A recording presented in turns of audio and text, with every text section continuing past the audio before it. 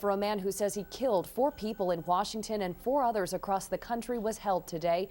Israel Key's family and their pastor drove to the funeral home from East Texas, but no one else attended.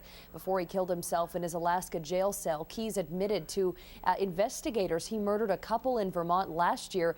He also raped and murdered an Anchorage barista and dismembered her body in February.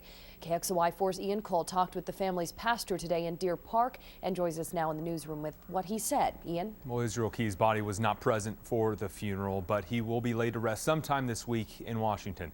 Laid to rest, in action, Keyes denied many of his victims and their families. Israel Key's family stepped out of their van and filed into the funeral home before the service today. His mother, 4 sisters, and their husbands attended. Key's 6 other siblings and former Cullville neighbors never made it. I'm sure just the infamy surrounding the whole event would greatly discourage those that would have come. The family's pastor, Jake Gardner, never met Keyes, but has known the family for 3 years. They made the trip from Texas and organized the service in Deer Park because Keyes spent 14 years of his life near here. The Anchorage Daily News reports Keyes was starting to give detectives details of who he killed in Washington state before he committed suicide. Investigators, both locally and nationally, are now digging up unsolved murder cases to see if there's a link to Keyes.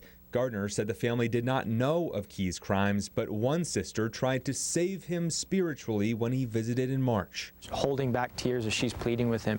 And she said even he was holding back tears welling up, said, "You don't know what I've done.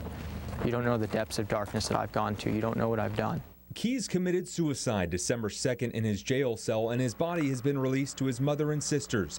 The pastor says the family is religious and forgiving, but doesn't have hope for Keyes' soul. He's not in a better place. We do not believe that.